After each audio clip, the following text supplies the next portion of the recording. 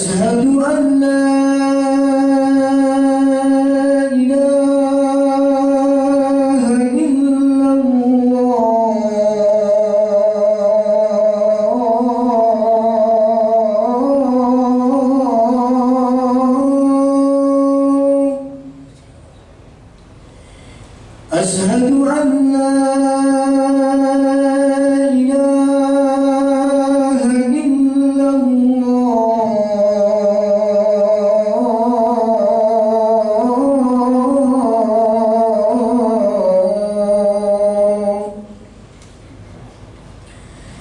أشهد أن لا إله إلا الله أشهد أن محمدا رسول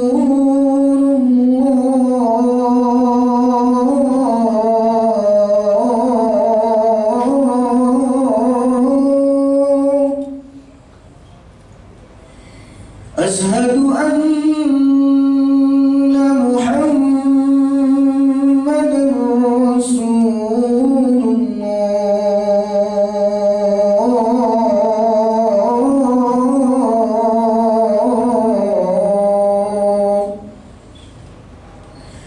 محمدا رسول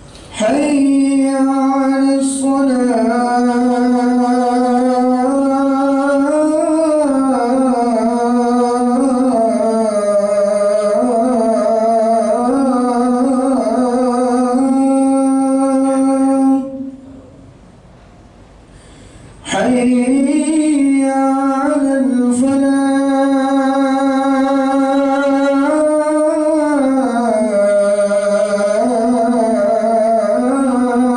على حي على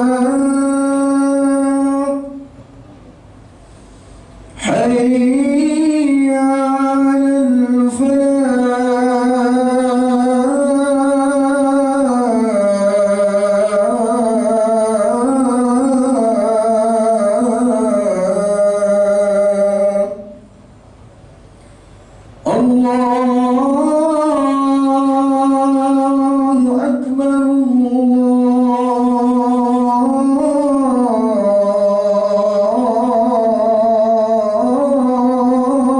الله أكبر لا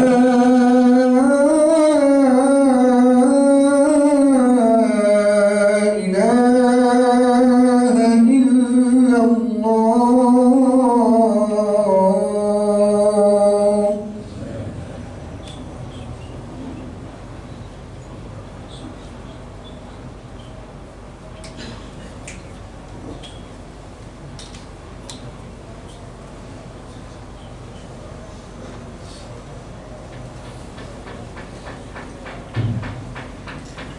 Alhamdulillah, innal hamdalillah nahmaduhu wa nasta'inuhu wa nastaghfiruh wa na'udzu billahi min shururi anfusina wa min sayyiati a'malina may yahdihillahu fala mudilla lahu wa may yudlil fala hadiya lahu asyhadu an la ilaha illallah wahdahu la syarika lahu wa asyhadu anna muhammadan abduhu wa rasuluh la nabiyya ba'da.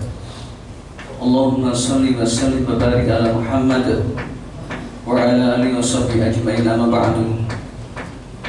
Allah Ta'ala fi kitabil aziz, a'udzu billahi minasyaitonir rajim. Bismillahirrahmanirrahim. Ya ayyuhalladzina amanu taqullaha wa tanzur nafsum ma qaddamat lighadin wa taqullaha innallaha khabirum bima ta'malun. ولا تكونوا كالذين نسوا الله فأنساهم أنفسهم أولئك هم الفاسقون. الآية. وقال النبي صلى الله عليه وسلم يا عبد الله كن في الدنيا كأنك عابر السبيل أو غريب فيا أيها الناس اتقوا الله حق تقاته ولا تموتن إلا وأنتم مسلمون. Saudara jamaah Jumat yang insyaallah dimuliakan oleh Allah, yang pertama dan yang paling utama, marilah kita bersyukur pada Allah dengan sebenar-benar syukur bahwa sampai detik kali ini Allah memberikan kenikmatan yang luar biasa dan luasnya. Dan salah satu kenikmatan itu adalah kita masih hidup pada detik dan hari ini. Betapa banyak Allah panggil, mungkin saudara kita, mungkin famili kita yang belum siap, belum bertaubat, masih memikirkan dunia fana ini. Mereka pengen hidup meskipun 1 menit. Untuk apa? Fa'asaddaqa wa akum minas sholihin, agar dia bisa bersedekah dengan sungguh-sungguh. Kalau dipakai tasdid, fa'asaddaqa itu maksudnya pengen sungguh-sungguh sedekah. Wa akum minas sholihin, agar aku pengen jadi orang-orang soleh, mengejar ketertinggalan yang pada saat di dunia itu mereka santai-santai saja. Karena hidup ini adalah menunggu kematian. Oleh karena itu, marilah kita tingkatkan ketakwaan ini, karena sebaik-baik bekal adalah takwa. Bukan jabatan, bukan wanita, bukan kekayaan yang tidak ada intinya, dan bukan dunia. Yang kedua kalinya, salawat dan salam kita sampaikan kepada baginda Rasul Muhammad SAW, insan mulia, Nabi akhir zaman. Kita bersyukur pada Allah, Nabi kita yang mulia ini Khatamul Anbiya. Jadi kalau kita tidak tahu keutamaan beliau, mungkin kita kurang bersyukur, kurang kita bersungguh-sungguh. Saudara sekalian, Nabi kita yang mulia ini beda dengan nabi-nabi terdahulu yang kalau kita total jumlahnya sekitar 124.000 nabi dan rasul. Akan tetapi para nabi terdahulu itu adalah diutus oleh Allah untuk kaumnya saja.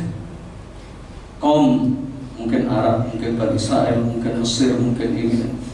Tapi baginda yang mulia Rasulullah Muhammad SAW ini, wa ma arsalnaka ila rahmatan lil alamin. Ini bedanya. Dan salah satu bukti keajaiban ini adalah detik kali ini, ketika kita lagi sholat atau mungkin yang lain lagi biasa saja aktivitasnya, maka ribuan orang di seluruh dunia itu memeluk Islam. Dan rata-rata para mu'alaf dari London, dari Amsterdam, dari Amerika, dari Filipina, dari Korea Selatan yang hampir-hampir nggak pernah kita bayangkan bisa masuk Islam. Jepang, mereka nggak kaleng-kaleng Islam. Mereka melakukan penelusuran yang luar biasa terhadap kebenaran, dan mereka memutuskan untuk masuk Islam karena kesadaran yang begitu luar biasa. Dan ini beda dengan kita. Apa jadinya dan apa bedanya? Ketika mereka mu'ah, mereka memperjuangkan Islam secara luar biasa. Sebagai contoh, tahun 80 ada mantan rocker dari Inggris namanya Cat Stevens, dan merubah menjadi Muhammad Islam. Begitu Islam, apakah beliau hanya sholat saja? Enggak. Beliau bersungguh-sungguh beriltizam untuk memperjuangkan agama Islam ini dengan serius dan menjadi dai internasional. Dan itu banyak. Di Jakarta ini banyaklah, ada ya, Jagir Handal, ada Kostik, ada Almarhum, ada Bexio, ada Kodens, ada banyak. Mereka menemukan Islam itu seperti menemukan mutiara. Yang ketiga, tema yang ingin kita sampaikan ini adalah menjaga keimanan kita dari kekufuran di akhir zaman. Saudara sekalian, Islam beda dengan yang lainnya, apakah dari sisi keyakinan, agama, aturan, dan seterusnya. Islam beda. Itulah kenapa seorang Muslim itu harus membawakan dirinya itu harus Islam, baik secara fisik maupun secara non fisik. Artinya mengamalkan ajaran-ajarannya. Karena masing-masing orang itu akan dimintai pertanggungjawaban sendiri-sendiri. Kita lahir di muka bumi ini sendiri, kemudian kita akan ke kuburan juga sendiri, dan di dunia ini menentukan bagaimana nasib kita kelak dan inilah Allah menyampaikan dalam surat Al-Mulk. Al-Mulk itu artinya kerajaan. A'udzubillahi minasyaitonir rajim. Alladzi khalaqal mauta wal hayata liyabluwakum ayyukum ahsanu amala. Allah lah yang menciptakan kematian dan kehidupan agar manusia Jadi objek garapannya itu manusia, bukan yang lain. Manusia. Agar semua yang hidup ini diuji oleh Allah, ayyuhum ahsanu amala, mana yang paling baik amalannya. Bukan yang paling baik, bukan yang paling sedikit, tapi yang paling baik. Bagaimana beriman seperti zamannya para sahabat, saudara sekalian. Seluruh sahabat, ya, kecuali sahabat junior ya, sahabat yang senior itu rata-rata mereka mu'alaf, kalau bahasanya mu'alaf ya. Mereka masuk Islam Umar bin Khattab umur 37, bayangkan. Abu Bakar 38, Rasul pada saat itu umur 40. Kemudian Sa'ad bin Abi Waqqas sekitar 25, Ali bin Abi Thalib 7 tahun, dan seterusnya. Ada yang 10 tahun, ada yang 12, dan seterusnya. Artinya apa? Pada saat itu jahiliyah yang sering kita gunakan di jahiliyah modern ini sekarang malah dari sini. Di zaman jahiliyah itu orang membunuh gampang. Sekarang juga sama, orang membunuh gampang. Di zaman jahiliyah namanya khamr, itu seperti air minum aja. Di setiap rumah itu khamr itu biasa. Dan alhamdulillahnya Abu Bakar, beliau tidak pernah minum setetes khamr, padahal belum Islam. Pada zaman jahiliyah orang menyembah berhala ini biasa. Rumahnya berhala, di Ka'bah itu ada 360 patung disembah. Kenapa? Karena karena nggak punya ilmu, maka untuk menjadikan orang yang baik itu dibuatlah patung, sehingga awalnya itu untuk membuat pesan dan kesan kebaikan orang itu, berakhirnya orang menyembahnya. Kenapa dalam hukum Islam itu patung itu haram itu ya, karena suatu saat orang itu akan bodoh, karena nggak tahu sehingga akan disembah. Nah pada saat itu judi perzinahan itu Masya Allah, ada perkawinan 5 perkawinan. Ada perkawinan gotong royong, satu wanita dikeroyok dengan banyak orang, kemudian setelah melahirkan maka dipanggil juru-jum atau tukang dukun, ditentukan ini kira-kira anak siapa. Kalau sekarang itu nggak jauh beda. Ada seorang wanita hamil di luar nikah, bahasanya begitulah. Tapi ditanya, ini siapa bapaknya? Dia bingung. Bapaknya baik banget. Apa bedanya? Bedanya sama. Nah termasuk ketika Islam datang, maka seluruh sahabat-sahabat itu meninggalkan ajaran jahiliyah. Rahasianya kenapa? Dan ini pertanyaan besar. Kenapa sahabat begitu luar biasa ketika mendapatkan satu ayat, bahkan nggak perlu satu surat, satu ayat. Umar bin Khattab itu mendengarkan surat Toha, dibaca hanya berapa ayat, Toha ma anzalna alaikal qur'ana litashqa, itu saja langsung runtuh. Yang dia pengen membunuh Rasulullah karena sudah memecah belah kaumnya pada saat itu, maka dia diingatkan oleh teman yang masih jahiliyah, dan Umar marah. Umar, ngapain kamu bunuh Rasulullah atau Muhammad? Ini Fatimah adikmu itu sudah masuk Islam. Dia marah. Kemudian ketika ketemu Fatimah adiknya itu, Fatimah ditempel sampai berdarah. Dan bukan takut, malah tambah berani. Silahkan tempelin saya tidak akan keluar dari Islam. Kaget Umar, di mana pada saat itu wanita itu lemah ditindas. Ini Fatimah ini berani melawan abangnya yang galak tadi. Maka Umar ini tersentak kaget. Kekuatan apa yang menjadikan adiknya menjadi luar biasa yang berubah? Maka dia minta enggak bisa. Maka dia menyuruh Umar itu mandi dulu. Singkat kata setelah mandi kemudian dibacakan oleh Sa'id itu suaminya Fatimah. Dibacalah Toha ma anzalna alaikal qur'ana litashqa. Itu begitu mendengar itu Umar langsung tertunduk menangis. Ini bukan ucapan manusia, ini ucapan dari langit. Kalau orang Arab pada saat itu tahu betul mana omongan manusia, mana syair-syair buatan manusia, dan mana itu bukan buatan manusia. Dan 2 ayat atau 1 ayat itu membuat Umar berubah, sampai yang tadinya dia ingin membunuh Rasulullah dan menghancurkan umat Islam, akhirnya membela. Bahkan ada kata-kata beliau yang terkenal sekali di gereja. Dan siapa yang ingin anaknya jadi yatim, istrinya jadi janda, temui aku. Saya tidak akan membiarkan umat Islam dimusuhi. Sampai begitunya. Ini berarti kekuatan rahasianya. Kenapa mukjizat Rasulullah yang jumlahnya itu ribuan Jadi Rasulullah itu mukjizat ribuan. Kalau orang-orang bangga dengan mukjizatnya Nabi Musa yang membelah lautan, mukjizatnya Nabi Daud yang meluluhkan besi jadi adonan Nabi Daud, Nabi Sulaiman bicara dengan hewan, kemudian Nabi Isa menghidupkan orang mati, itu bangga. Tapi semua itu sudah hilang, semua itu dan tidak saya kita saksikan. Tapi Al-Quran sampai detik kali ini 1446 tahun yang lalu lebih sampai sekarang, sampai hari kiamat, menjadi mukjizat terbesar. Ini rahasianya. Coba bayangkan kalau kita nggak ada Al-Quran, kita hanya cerita saja. Rasulullah pernah ngomong dengan hewan, Rasulullah ngomong dengan pohon, Rasulullah pernah mendatangkan kurma itu satu baskom untuk 40 sahabat bisa. Itu sebuah kisah saja, tidak tahu Quran. Saya sebutkan satu saja, yang ini luar biasa. Falau yang duril insan lima khuliq. Itu penggalan ayat, Dan tidaklah manusia perhatikan dari apa dia diciptakan. Ayat itu cukup orang Arab pada saat itu cukup mengimani karena keajaiban Al-Quran. Tapi ketika ditelisik sekarang ini, maka apa yang terjadi? Coba, Masya Allah, manusia diciptakan oleh Allah dengan rumit yang luar biasa. Kabelnya, ada kabel itu saluran darah ya, itu lebih daripada 2000 km coba. Nanti diklik aja anak itu. Jadi ajaib banget manusia, mulai dari saluran tubuh, mulai dari sarafnya.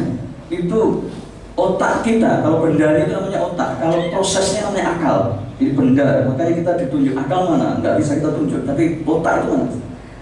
Otak ini mampu merekam berapa triliun mega untuk dihafal. Dulu ada sahabat yang hafal Al-Quran, bahkan hafal ribuan, bahkan jutaan hadis. Itu sahabat. Imam Ahmad itu hafal Al-Quran, hafal 1 juta hadis beserta matan dan sanadnya. Itu di luar kepala kita. Satu ayat itu nggak tahu. Nah, bahasanya dari seluruh Al-Quran 30 juz itu, dari awal sampai akhir itu banyak membicarakan keimanan. Keimanan ini perkara yang luar biasa. Agar apa? Agar manusia itu benar-benar menyandarkan pada Allah. Bahkan Allah kasih ayat-ayat khusus, surat-surat khusus yang berkaitan dengan keimanan, bahwa lillahi ma fis samawati wa ma fil ardi. Itu ayat diulang-ulang dengan redaksi berbeda. Kepunyaan Allah ini seluruh apa yang ada di langit dan bumi. Jadi kalau minta kepada Allah, kalau berhidup kepada Allah, jangan berhidup kepada manusia, kepada apa yang diserikatkan, yang dituhankan. Kenapa? Karena ini persoalan penting. Dahulu kala ketika Islam datang, itu pesertanya atau pemeluknya 10, 20, 30, terus dan rata-rata orang miskin karena mereka orang mencari kebenaran. Nah, orang yang paling tidak suka itu adalah Huzail bin Akhtab. Huzail bin Akhtab pimpinan Yahudi. Ya. Kalau orang-orang Yahudi yang paling baik hati nuraninya terketuk, ini agama benar karena mereka di dalam kitab suci mereka, Taurat, Zabur dan Injil itu disebutkan bahwa akan ada seorang nabi akhir zaman namanya Ahmad bin Bakah. Di dalam kitab Injil itu disebutkan Bakah. Bakah itu Mekah. Semua disebutkan ciri-ciri. Maka Warokoh ibnu Naufal, orang yang paling pintar terhadap kitab Injil dan kitab Taurat, itu langsung masuk Islam. Langsung masuk Islam, itu di zaman Nabi. Tapi ada orang yang namanya Huzail bin Akhtab, ini pimpinan pembesarnya Yahudi, pimpinan politik kalau dalam bahasa sekarang, pimpinan ya, kaumnya ya. Kaget ketika dia menunggu datangnya seorang nabi yang dia dengar dari dulu, dan kaumnya juga menyampaikan ketika pada saat itu perang antara suku-suku berbagai kabilah di Yasrib namanya, kalau sekarang Madinah ya.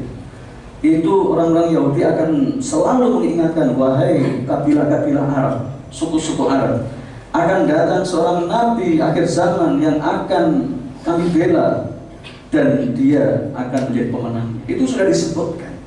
Tapi begitu muncul nabi akhir zaman, dia memusuhi. Masalahnya apa? Masalahnya Nabi Muhammad bukan dari keturunan Bani Israel. Sedangkan sebelum Rasulullah itu ribuan para nabi itu dari kalangan Bani Israel atau keturunannya Nabi Yakub alaihissalam. Itu disebut Israel. Itu yang membuat Husain bin Akhtab itu nggak ridho, nggak rela kalau Nabi akhir zaman dari orang Arab, nggak rela. Makanya dia melakukan perlawanan yang sulit, dan teman-temannya itu melakukan penggembosan, penggembosan, penindasan. Dan pada akhirnya ketika Islam jaya hijrah ke Madinah, mendirikan negara Islam, maka orang-orang Yahudi Nasrani tadi pura-pura masuk Islam, kemudian mereka menggembosi kaum muslimin agar mereka meninggalkan Islam. Dan ini jika bahkan sampai hari kiamat. Jadi kalau sekarang ini ada orang-orang yang berusaha untuk menggembosi Islam, berusaha untuk mengkufurkan kaum muslimin, ya jika bakalnya ini. Salah satu bentuknya adalah Abdullah bin Sabah. Itu adalah orang Yahudi pura-pura masuk Islam, kemudian dia mendirikan faham Syiah. Dan itu terjadi sampai sekarang. Termasuk orang-orang Yahudi masuk Islam dan pura-pura ya, dia akhirnya menggembosi kaum muslimin dan mendirikan kelompok namanya Khawarij. Dan inilah jika bakal betapa lamanya dan betapa mengerikannya, dan kejadian-kejadian berulang. Saudara sekalian, singkat kata, kan ini khutbah Jumat. Kalau kita panjangan biasanya 2 jam sebenarnya detail. Tapi saya sampaikan yang paling rawan dan ini harus hati-hati. Pertama, ketauhidan, keimanan ini persoalan pondasi dasar. Jangan sampai kita itu tidak kuat. Pertama biasanya materi. Banyak saudara-saudara kita itu dimurtadkan gara-gara nggak punya duit. Nah, kalau kita ceritakan panjang mulai Pulau Jawa baik selatan, dari ujung ya, Grojogan sana, Blitar, Pulau Magung sampai Gunung Kidul sampai Cianjur, karena mereka rata-rata miskin. Di sini juga ada di Jakarta Selatan itu namanya Desa Putra, itu dari Hindia Belanda itu. Ada di Desa Putra itu bangunan sekolah lengkap buatan Hindia Belanda. Targetnya adalah orang Muslim. Padahal Allah sudah mengatakan lillahi ma fis samawati wal ardh huwa ar-razzaqu dzul quwwatil matin. Allah ar-razzaq. Ar-razzaq itu kalau orang ngerti bahasa sudah cukup. Razzaq itu adalah maha, superlatif itu bentuk superlatif yang maha memberikan rezeki Allah. Jadi kalau orang sudah paham akidahnya kuat, sudah dia kondisi miskin nggak masalah, karena itu ujian dari Allah, maka dia akan bekerja terus dan tidak sampai menggadaikan agamanya. Sekarang ini jangankan orang miskin, orang-orang kaya murtad gara-gara apa? Gara-gara posisi jabatan, dikasih menteri sudah murtad, dikasih itu murtad, dikasih itu murtad. Dan yang mengerikan sekali adalah, saya yakin, hakul yakin banyak orang tidak tahu ceritanya. Hari Ahad sekarang Anda temui di kalender, nggak ada hari Ahad, hari Minggu. Padahal itu 70 tahun yang lalu, 80 tahun yang lalu itu Ahad, Senin, Selasa, Rabu, Kamis, Jumat, Sabtu. Itu asalnya dari Ahad itu satu, Senin itu Isnain, Selasa, Arbi'a itu Rabu, Khamis itu Kamis, Jumat itu berkumpul. Dan itu Sabtu itu 7. 1, 2, 3, 4, Jumat 7. Pelaksanaan. Kemudian pada 1930 seluruh kalender yang ada di Nusantara diborongi semua oleh mereka misionaris. Kemudian dimunculkan kalender baru, Ahad dan Minggu. Pada 3 tahun berikutnya Ahadnya hilang. Tahu apa itu maksudnya? Ahad itu dalam kamus Islam itu artinya Allahu Ahad. Qul huwallahu ahad. Katakanlah, hai Muhammad, bahwa Tuhan itu ahad, satu, bukan banyak. Minggu artinya Mingus, itu artinya Tuhan kita. Coba bayangkan, ini gara-gara ini saya tidak berusaha untuk menggunakan kata ahad. Gak peduli orang gak percaya, gak peduli. Atau bukan gak percaya, sebenarnya gak tahu masalah. Coba diklik aja. Banyak yang terjadi dengan umat ini, pengufuran yang tidak disadari, termasuk kata-kata aduh kok gini. Ada salah satu jamaah cerita ketika adiknya itu mengalami kemiskinan, dia langsung ke dukun. Dia bilang kamu dukun kan cuma kalau ketiapin tahu kaya saya kaya dukunnya, tapi dukunnya miskin terus. Dia bilang adiknya ini, kalau saya minta pada Allah lama banget. Kalau minta Allah lama banget, stop loh. Kata-kata ini yang keren. Dan sekarang ini dibiarkan gak diajar. Padahal dari surat pertama, kita buka Al-Quran misalnya, sampai surat terakhir, ya, surat pertama, iya karena butuh, iya karena selain itu domainnya ditaruh di depan. Dalam susunan bahasa harusnya gini, nak butuhkan, jadi kan domir Allah, kepadamu itu kalau dalam bahasa Arab itu harusnya di belakang. Tapi iyaka, kepadamu ya Allah, itu didahulukan itu rahasianya bahwa manusia itu disuruh menghamba hanya semata-mata kepada Allah, mintanya kepada Allah, yakinnya kepada Allah, sandarannya kepada Allah, semuanya kepada Allah, nggak boleh kepada manusia, nggak boleh kepada jabatan dan seterusnya dan seterusnya. Ini rahasianya, ini satu ayat itu sebenarnya sudah cukup. Satu ayat, iya karena aku tuh, iya karena nasta'in, hanya di satu ayat. Belum nanti kalau kita baca Ar-Rahman, Bismillahirrahmanirrahim. Ar-Rahman itu satu ayat, satu Allah punya sifat Rahman, pengasih dan penyayang itu. Satu sifat Rahman itu ditebarkan oleh Allah seluruh muka bumi ini sampai semut aja dapat. Coba bayangkan semut. Sampai ada hadis mengatakan sekiranya rezeki itu ditentukan oleh akal dan pikiran manusia, bagaimana semut mencarinya? Tapi kita nggak pernah mendengar semut itu kelaparan, nggak pernah mendengar burung kelaparan, nggak pernah mendengar kucing kelaparan, nggak pernah. Tapi manusia dengan egonya dia mengandalkan manusia jabatan hanya gara-gara diangkat jadi Pak RT murtad. Kalau kita kisahkan banyak, ada seorang ahli ibadah gara-gara kepencut wanita Irak yang Nasrani, itu kisahnya abad ketiga Hijriah. Dia rela meninggalkan akidahnya demi wanita. Ada wanita itu cantiknya berapa tahun sih? Udah punya anak, gendut nanti berbeda lagi. Rela. Kemudian di surat terakhir, Qul huwallahu ahad. Katakanlah Allah itu esa. Allahu somad. Coba ini satu ayat. Somad itu artinya yang memelihara, memberikan rezeki seluruh jagat raya. Mari kita lihat makhluknya yang di dunia ini, makhluk Allah yang paling banyak apa? Mungkin orang akan jawab semut, padahal salah. Yang paling banyak adalah ikan. Itu ada dalam hadis tentang thalabul ilmi.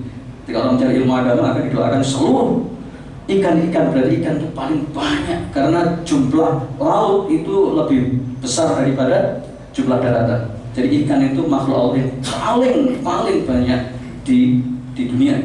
Maka coba bayangkan, itu semua ada rezekinya. Manusia ada rezekinya, semut ada rezekinya. Kemudian jin itu jumlahnya berapa? Masya Allah, triliunan jin.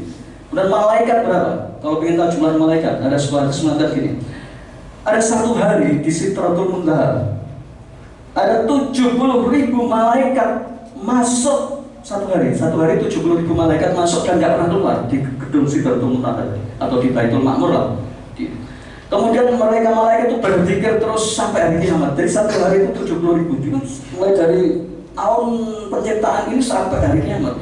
Berarti berapa triliun malaikat, dan semua dikasih oleh Allah rezeki. Kan malaikat itu hidup karena bisa ada nutrisinya, berbahasa sekarang. Nutrisinya manusia adalah yang kita konsumsi, nutrisinya malaikat ada zikir, nutrisinya semut beda dengan kita, nutrisinya jin beda dengan kita, dan seterusnya. Itu semua oleh Allah. As-Somad. Qul huwallahu ahad, Allahu somad. Maka As-Somad itu adalah yang memberikan, menjaga, memberikan rezeki, kebaikan, kesehatan seluruh makhluknya. Kurang apa dosa? Maka saudara sekalian, Allah sudah mentakdirkan bahwa hidup ini ada baik ada buruk, dan orang-orang yang jahat tadi tidak akan ridho. Silakan buka surat Al-Baqarah ayat 120. Walam tartu angkal yahudu wa nasr kata itu pakai orang itu artinya tidak akan pernah selama-lamanya. Maka berhati-hatilah diri kita, keluarga kita, jangan sampai kita menggadaikan akidah kita dengan jabatan yang gak seberapa, dengan harta yang tidak seberapa, dengan wanita yang tidak seberapa. Aku qouli hadza astaghfirullahaladzim.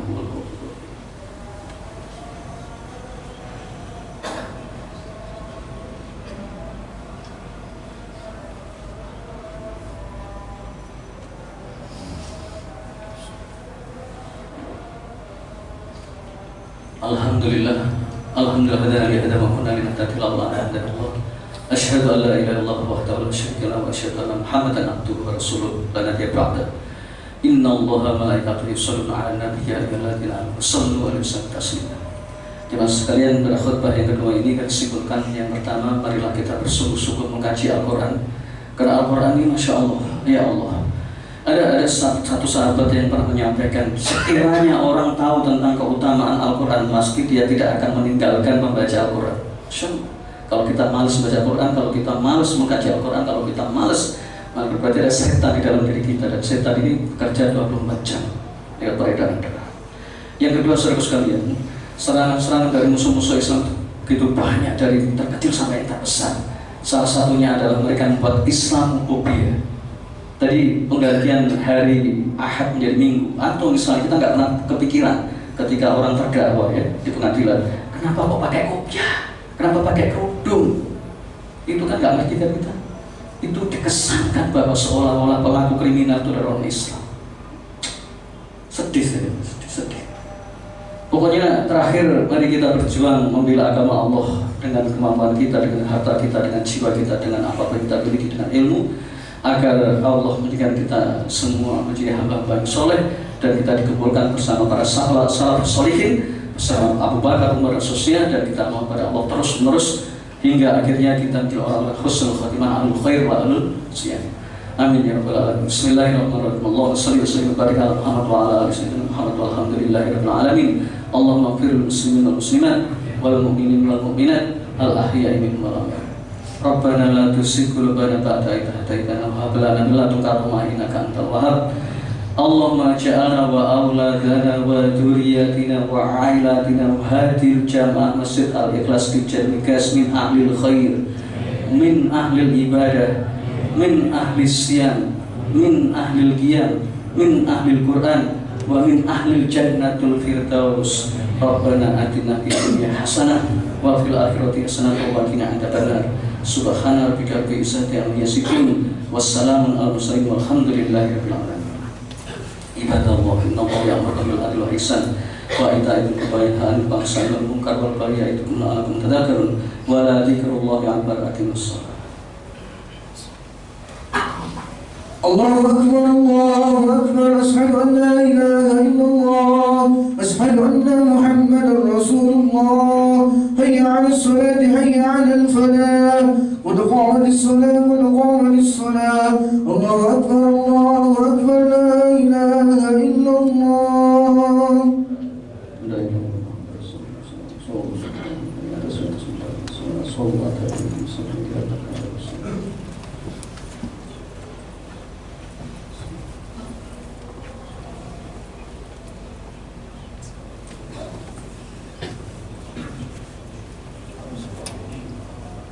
Allahu akbar.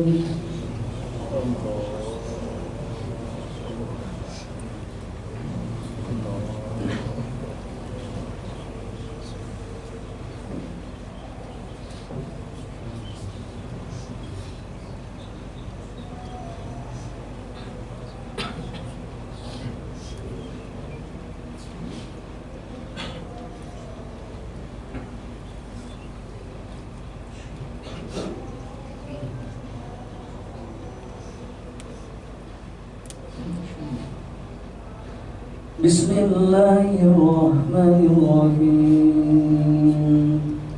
Alhamdulillahi rabbil alamin. Ar-Rahmanir-Rahim. Maliki yaumiddin. Iyyaka na'budu wa iyyaka nasta'in. Ihdinas siratal mustaqim. صراط الذين أنعمت عليهم غير المغضوب عليهم ولا الضالين.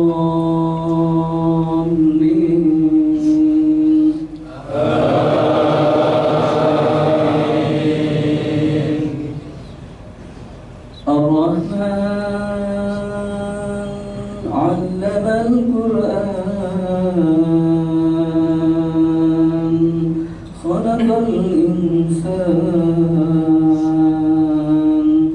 علمه البيان الشمس والقمر بحسبان والنجم والشجر يسجدان والسماء رفعها ووضع الميزان ألا تطغوا في الميزان وأقيموا الوزن بالقسط ولا تخسروا الميزان والأرض وضعها للأنام فيها فاكهة والنخل ذات الأكمام والحب ذو الأسف والريحان فبأي آلاء ربكما تكذبان خلق الإنسان من صلصال كالفخار وخلق الجان من مارج من نار فبأي آلاء ربكما تكذبان الله أكبر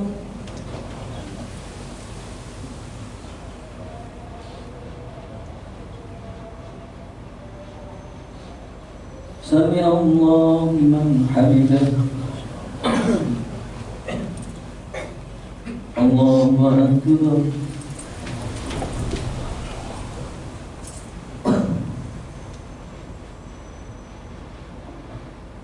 الله أكبر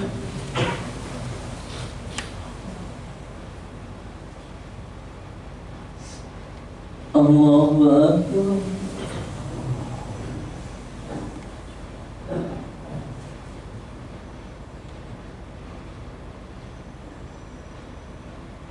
الله أكبر بسم الله الرحمن الرحيم الحمد لله رب العالمين الرحمن الرحيم مالك يوم الدين إياك نعبد وإياك نستعين اهدنا الصراط المستقيم صراط الذين أنعمت عليهم غير المغضوب عليهم ولا الضالين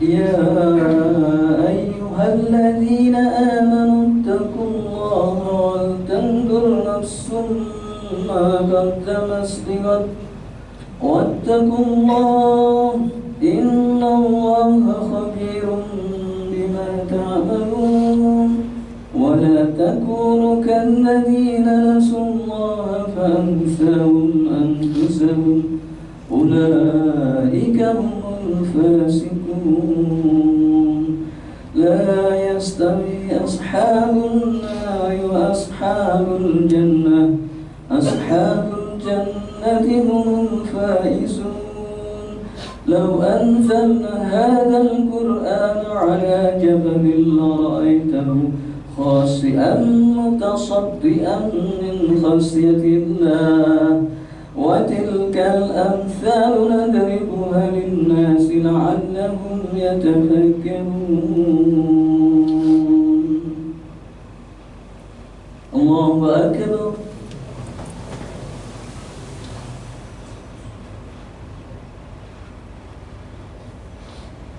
سمع الله لمن حمده الله أكبر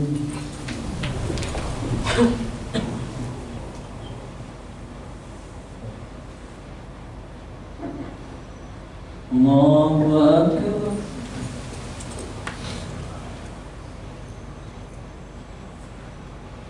الله أكبر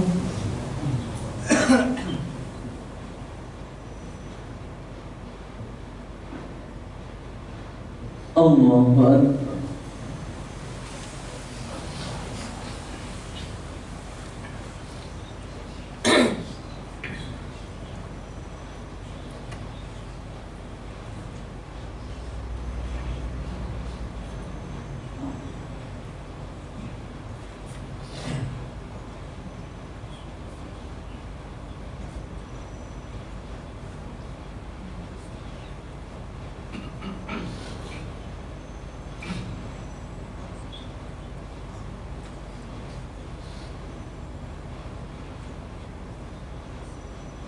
السلام عليكم ورحمة الله Assalamualaikum warahmatullahi wabarakatuh. Alhamdulillah.